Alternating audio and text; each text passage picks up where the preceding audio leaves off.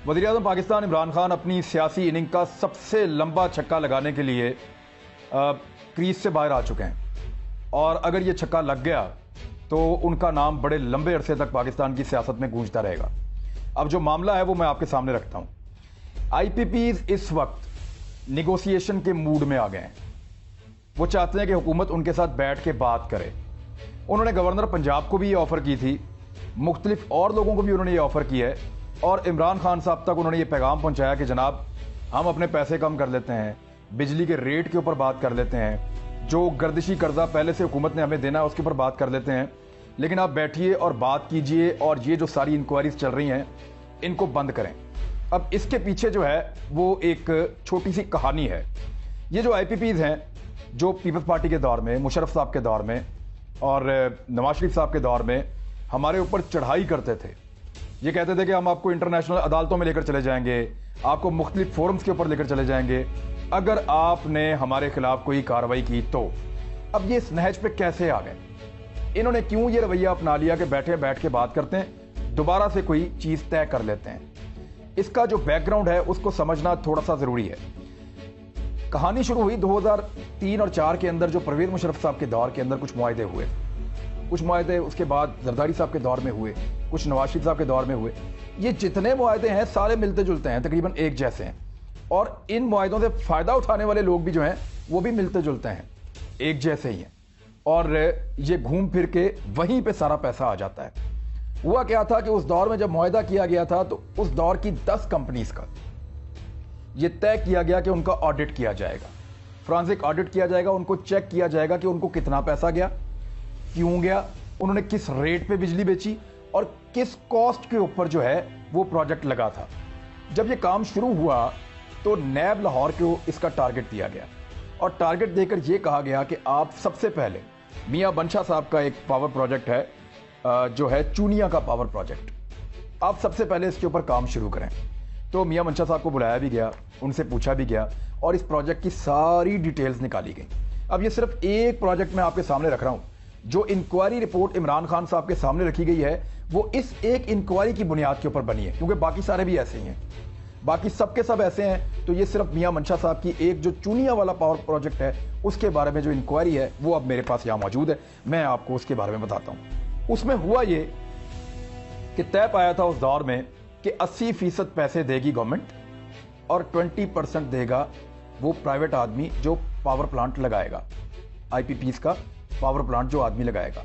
10 power plant लगे थे, उनमें से 6 जो थे वो तेल पे चलने वाले थे और 4 जो थे वो एलएनजी पे चलने वाले थे। अब उन्हीं में से एक तेल पे चलने वाला ये पावर प्लांट है जिसके ऊपर अभी तहकीकात हुई हैं और वो मैं आपके साथ शेयर कर रहा हूं। तो हुआ ये कि जब ये पावर प्लांट लगा तो इसके अंदर जो पहला घपला हुआ, घपला नंबर 1, कि वाटसेला नामी जो कंपनी है उसकी मशीन जो है वो यहां पे लगाई गई, उसका प्लांट जो है वो यहां पे नस्ब किया गया। अब इस प्लांट का एक मैनुअल होता है, जो मुल्क इसको बनाता है उसका एक मैनुअल होता है, उसके अंदर लिखा होता है इसकी कॉस्ट क्या है, ये किस तरह लगती है, किस तरह काम करती है, इसको किस हद तक आप हीट दे सकते हैं, बाकी सारी चीजें ब्ला ब्ला, इसके अंदर हर चीज शामिल होती है। इसकी कैपेसिटी क्या है और इसकी उम्र कितनी है और ये कितने में, ये कितने पैसों में आपको मिलती है, ये सारी चीजें उस मैनुअल बुक के अंदर होती हैं। अब वो जो किताब है वो लोकल छपवाई गई थी यहां पे, मजे की बात यह है।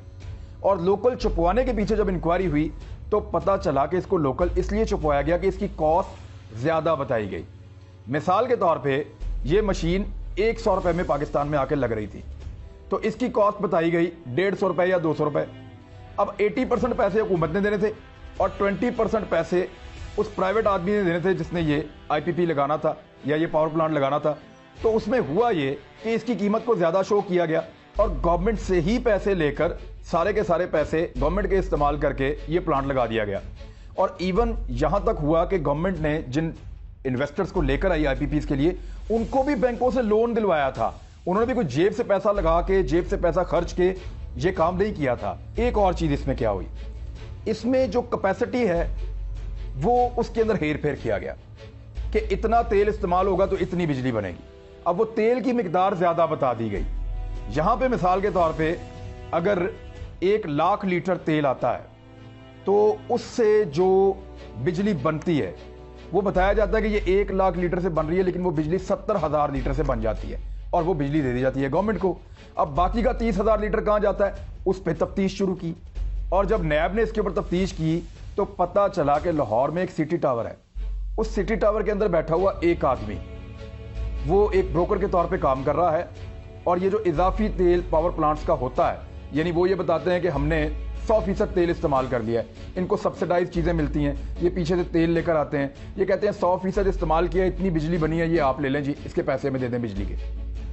اب وہ جو تیل ہے وہ استعمال ہوتا ہے 70%, باقی 30% کیا ہوتا ہے کہ سٹی ٹاور تک یہ پہنچے تحقیقات کرتے ہوئے, اور وہاں بیٹھا ہوا ایک آدمی جو ہے وہ اس کو بیچتا ہے پیٹرول پمپس کو اور مختلف جگہوں پہ مختلف کمپنیز کو.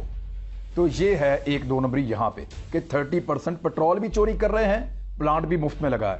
اب تیسری چوری آپ دیکھیں وہ کیسے ہوئی کہ گورنمنٹ نے ان کے ساتھ یہ طے کیا تھا روپوں کے اندر, پاکستانی روپوں کے اندر, کہ جناب پاکستانی روپے کے اندر ہمارا طے پا گیا کہ آپ اتنے روپے میں یہ لگا رہے ہیں اور اتنا منافع آپ کو ملے گا. لیکن کیا گیا بعد میں اس کو ڈالر میں کنورٹ کر دیا گیا. ڈالر کی پرائس آپ کو پتا ہے بڑھتی ہے, اور پاکستان میں بہت زیادہ بڑھی ہے. ڈالر کی پرائس ان 15 سالوں کے اندر دگنی ہو گئی, تو ان کو پیسہ دگنا ملنا شروع ہو گیا. یہ ایک ہیر پھیر کیا گیا جس کی کوئی جسٹیفیکیشن ابھی تک موجود نہیں ہے. ایک اور ہیر پھیر وہ یہ ہے کہ طے کیا گیا تھا کہ آپ کو 15% منافع ملے گا تمام اخراجات نکال کے, یعنی لیبر کا خرچہ, ڈیپریسیشن کا خرچہ, وہاں پہ جتنے ٹیکنیکل لوگ کام کر رہے ہیں اس کا خرچہ, ٹرانسپورٹیشن کا خرچہ, ہر قسم کے اخراجات نکال کے 15% کا منافع اس کمپنی کو ملے گا. اب جو منافع وہ کمپنی وصول کرتی رہی وہ ہے 40 سے 50%, اور یہ ایک کمپنی نہیں, منشا صاحب کی کمپنی نہیں ہے, یہ تمام کمپنیز ایسے ہی 40 سے 50% وصول کرتی رہی ہیں. یہ بھی ایک دھوکہ ہے. اب یہ کمپنیز والوں کے پاس اس کا کوئی جواب نہیں ہے, حکومت کے پاس اس کا کوئی جواز نہیں ہے کہ ان کا منافع کیسے بڑھا دیا, اس کا ریٹ کیسے بڑھایا, کس قانون کے تحت بڑھایا, اور یہ سرکار کا پیسہ, عوام کا پیسہ ان کی جیبوں میں کیسے گیا, اس کا کوئی جواب موجود نہیں. اب یہ سارے سوالات اٹھا دیے گئے تھے, یہ پوری انکوائری رپورٹ موجود تھی, اور یہی انکوائری رپورٹ محمد علی صاحب جو کمیشن بنا, وہ چیئرمین تھے اس کے, ان کو فراہم کی نیب نے. اس کی بنیاد پہ انہوں نے کچھ اور تحقیقات کر کے یہ شامل کیا اور عمران خان صاحب کو جا کے دے دیا. اب عمران خان صاحب کے پاس 2 راستے ہیں, یا تو ان سب کے اوپر قانونی کارروائی کریں, ان کو اندر ڈالیں اور ان سے یہ سارا کچھ چھین لیں, اور سستی بجلی عوام کو فراہم کریں.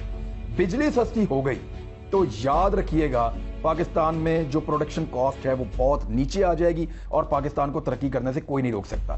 چائنا کے ساتھ, انڈیا کے ساتھ, ہمارے آس پاس بنگلہ دیش کے ساتھ, باقی ممالک کے ساتھ ہمارے کمپٹیشن کا صرف ایک ہی تو چیز ہے جس میں ہم مار کھاتے ہیں, وہ بجلی ہے. نیب کو اس بیچ میں اور حکومت پاکستان کو سینکڑوں ٹیلی فون کالز اور سینکڑوں ای میلز موصول ہوئی ہیں, پیغامات موصول ہوئے ہیں کہ جناب آپ کسی طرح بھی آئی پی پیز کو اگر قابو کریں اور یہ چور بازاری آپ روکیں اور بجلی کی کاسٹ کو نیچے لے کر آئیں تو ہم کمپٹیشن میں آ جائیں گے, اور پاکستان کی ایکسپورٹ بہت زیادہ بڑھ جائیں گی, اور پاکستان اکنامک لحاظ سے دنیا میں واپس آ جائے گا, پاکستان کو ہوش آ جائے گی. اب یہ ساری چیزیں عمران خان صاحب کے ہاتھ میں آ گئیں, اور یہ وہ چیز ہے جس کو ہاف والی کہتے ہیں.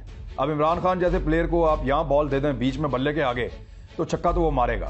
اب آپشن عمران خان کے پاس ہے کہ اس نے لیگ پہ چھکا مارنا ہے یا اسٹریٹ پہ مارنا ہے. اس کی وجہ یہ ہے کہ عمران خان صاحب یا تو ان کے اوپر قانونی کارروائی کر کے ان کو گرفت میں لے کے ان سے زبردستی یہ کام کروا سکتے ہیں, یا ان کو بٹھا کر نیگوسیشنز کر کے ان کو اس چیز پہ لا سکتے ہیں جو اب یہ آہستہ آہستہ ماننا شروع ہو گئے ہیں. وہ ری نیگوسیشن بھی کریں گے, بجلی کی قیمت بھی کم کریں گے, اور جو گردشی قرضہ ہے اس کے اندر بھی گنجائش نکالیں گے. تو پاکستان کے لیے, پاکستان کے مینوفیکچرر کے لیے, گھروں میں بجلی استعمال کرنے کے لیے جو لوگ استعمال کرتے ہیں, سب کے لیے یہ ایک اچھی خبر ہے. تو عمران خان صاحب نے کم سے کم ایک ایسے مافیا پہ ہاتھ تو ڈال دیا ہے جس پہ آج تک کسی نے ہاتھ نہیں ڈالا تھا. اب دیکھنا یہ آنے والے دنوں میں کہ یہ ہاتھ کتنا پکا ڈالا ہے, کیونکہ اس میں نام بڑے مزیدار ہیں, وہ میں آپ کو بتا دیتا ہوں. اس میں جو بینیفیشریز ہیں میں ان کے نام لے لیتا ہوں آپ کے سامنے. ندیم بابر صاحب عمران خان صاحب کے ساتھ ہوتے ہیں, بینیفیشری ہیں. رزاق داؤد صاحب وہ بھی اس کے بینیفیشری ہیں. سیف الرحمان صاحب نواز شریف صاحب کے پرانے ان کے رشتہ دار ہیں, یہ بینیفیشری ہیں. عمر ایوب صاحب وفاقی وزیر ایک وائے سے, یہ بھی اس کے بینیفیشری ہیں. تو کم سے کم 3-4 لوگ تو عمران خان صاحب کے قریب ہیں جو اس سارے پروسیس کے بینیفیشریز ہیں. میاں منشا صاحب ہیں, وہ شریف خاندان کے قریب تھے, اور دیگر اور کچھ لوگ ہیں. تو یہ صرف 10 آئی پی پیز کی بات نہیں ہے, اس کے بعد لگنے والے اور اس کے بعد لگنے والے, ان تمام کو بٹھا کے چیزوں کو سیٹل کیا جا سکتا ہے.